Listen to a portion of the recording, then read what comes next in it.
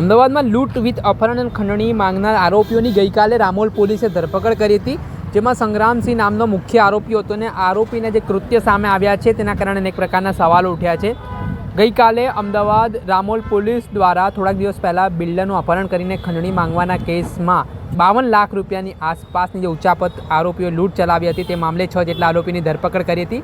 રામોલ પોલીસે woman technical અને woman ઇન્ટેલિજન્સના આધારે સમગ્ર મામલે આરોપીઓની ધરપકડ કરીને તેમને સામે કાયદેસરની કાર્યવાહી હાથ ધરી હતી. જોકે આ ઘટનાના સંદર્ભમાં અમદાવાદના પોલીસ કમિશનર જ્ઞાનેન્દ્રસિંહ મલિકે ઘટનાની ગંભીરતાને લઈને આ સમગ્ર મામલો અમદાવાદ ક્રાઇમ બ્રાન્ચને સોંપ્યો હતો, જેમાં અમદાવાદ ક્રાઇમ બ્રાન્ચના પોલીસ ઇન્સ્પેક્ટર S.J. જાડેજા પોતાના સ્ક્વોડ સાથે રામોલ પોલીસમાં આરોપીઓનો કબજો લેવા માટે ગયા હતા અને તેઓ કબજો લઈને પરત ફરી રહ્યા હતા ત્યારે અમદાવાદના રવિવારી બજાર ભરાય છે તે એલિસ બ્રિજ પાસે નીચેના ભાગેથી તેઓ પસાર થઈ હતી ત્યારે અચાનક ગાડી ટર્ન લેતા જ આરોપી સંગ્રામસિંહ છે તે S.J.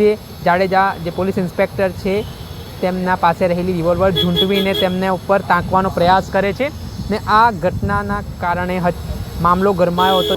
આ ઘટના બન્યા બાદ જે ઝપાઝપી થઈ હતી, જેમાં S.J. જાડેજા અને આરોપી વચ્ચે ઝપાઝપી થતાં તેના પગના ભાગે ગોળી વાગી હતી. ત્યારે આ મામલે શું કહી રહ્યા છે અમદાવાદ ક્રાઇમ બ્રાન્ચના જેસીપી સરસ સિંગલ તે સાંભળો. પોલીસ સ્ટેશનની હદમાં એક 50 લાખની લૂંટ થઈ હતી.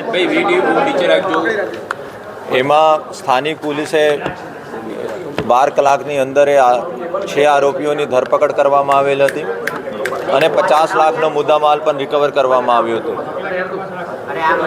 અને આરોપીઓ જો છે એમાં મુખ્ય આરોપી સંગ્રામ અને બીજા આરોપીઓનો ગુનાહિત ઇતિહાસ હતા. ગઈકાલે સાંજે સીપી સાહેબે આ લૂંટનો બનાવનો કેસ ક્રાઇમ બ્રાન્ચ ખાતે ટ્રાન્સફર કરવામાં આવેલો. આ આદેશની અનુસંધાને ક્રાઇમ બ્રાન્ચે ગઈકાલે રાત્રે રામોલ પોલીસ સ્ટેશન પાસેથી આરોપીઓની કસ્ટડી મેળવી અને ક્રાઇમ બ્રાન્ચ લાવતો હતો. રસ્તામાં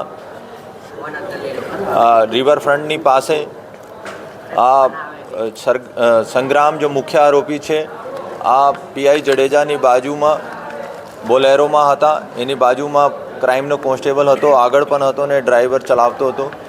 એને ત્યાં પીઆઈ S.J. જડેજાની જો સર્વિસ રિવોલ્વર છે એનો છીનવાનો પ્રયાસ કર્યો અને ઝપાઝપીમાં 2 રાઉન્ડ ફાયર થયા અને 1 રાઉન્ડ એને પગમાં વાગ્યું હતું. તાત્કાલિક પોલીસ એને સિવિલ હોસ્પિટલ લઈને આવ્યો હતો. અત્યારે કાલે રાતથી એનો સારવાર થઈ ગયું છે. એના પગમાં ફ્રેક્ચર છે અને ટૂંક સમયમાં ડૉક્ટર એનું ડિસ્ચાર્જ કરવામાં આવશે. અને એનો પ્રયત્ન હતો કે વેપન લઈને પોલીસનો અસોલ્ટ કરીને ભાગવાનો અને પોલીસ ક્યોંકિ સમયસર અને એલર્ટ હતી, એને કોઈને જાનહાનિ થઈ નથી. ફક્ત પીઆઈ S.J. જડેજાનો થોડી ઇન્જરી થઈ છે અને બાજુમાં જો પીઆઈ કોન્સ્ટેબલ હતો એનો પણ ઇન્જરી થઈ છે અને બંનેની કાલે રાત્રે સારવાર થઈ ગઈ છે. સર, અલગથી કોઈ ગુનો દાખલ કર્યો છે કે કેમ સંગ્રામની વિરુદ્ધમાં? કારણ કે તેણે પોલીસ કસ્ટડીમાંથી ભાગવાનો પ્રયાસ કર્યો છે. એને વેપન લઈને ફાયરિંગ કરવાનો પ્રયાસ કર્યો તો 307 જો IPC મુજબ અને BNSમાં 308 મુજબ FIR દાખલ ક્રાઇમ બ્રાન્ચમાં કરવામાં આવેલ છે. સંગ્રામનો અગર ગુનાહિત ઇતિહાસ જોઈએ તો 10થી વધારે ગુના એના ઉપર છે, જેમાં લૂંટનો છે, 2 મર્ડર છે અને ત્યાં એક મોટો માણસ તરીકે એની ઓળખાણ છે અને આ ત્યાં ગેંગ તરીકે પણ ઓપરેટ કરે છે. અને આ વર્ષે માર્ચમાં જો વસ્ત્રાલ ખાતે બનાવ બન્યો હતો એમાં જો પંકજ ભાવસર અને આ જો ગેંગ હતા એને સામેવાળા ગેંગમાં આ મુખ્ય જો આરોપી હતા આ સંગ્રામ છે. અને છેલ્લા કેટલા દિવસોથી આ પોલીસ એનો શોધખોળ કરતી હતી અને 2 દિવસ પહેલાં એને બહુ વ્યવસ્થિત રીતે લૂંટ કરી હતી. અને એનો જોઈએ તો આ મિલિટરીની ટ્રેનિંગ પણ લીધી હતી આ ત્યાં. પછી એના ભાઈ પણ અત્યારે મિલિટરીમાં છે. એનો વેપન ચાલવાનું એનું બધું આવે છે અને એનો ખબર હતી કે કેવી રીતે વેપનનો અનલોક કરી અને કેવી રીતે ફાયર કરવાનું. સર, આ જ્યારે બનાવ બન્યો તે સમયે સંગ્રામ ગાડીમાં એકલો જ હતો કે એની સાથે અન્ય કોઈ આરોપીઓ હતા કે કેમ? અન્ય કોઈ આરોપીઓએ તેને સપોર્ટ કર્યો હતો કે કેમ?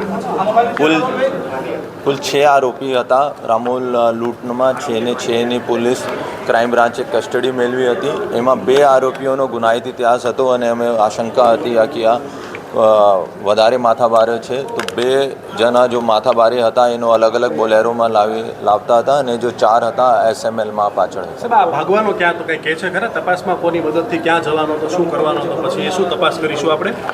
આ મૂળ યુપી બાજુનો છે. એનો આ પ્લાન હતો કે અહીંથી ભાગીને ગમે તે રીતે ત્યાંથી અહીંથી ફરાર થઈને યુપી અને આ બાજુ ભાગવાનું.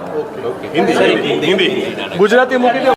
આપણે સાંભળ્યા હતા અમદાવાદ ક્રાઇમ બ્રાન્ચના જેસીપી શરદ સિંઘલને તેમના મામલે માહિતી આપી છે. આ ઘટનામાં જે આરોપી સંગ્રામસિંહ છે તેને જે રીતે રિવોલ્વર છીનવાનો પ્રયાસ કર્યો તે મામલે તેની સામે ગુનો નોંધવામાં આવ્યો છે અને કાયદેસરની કાર્યવાહી હાથ ધરી છે.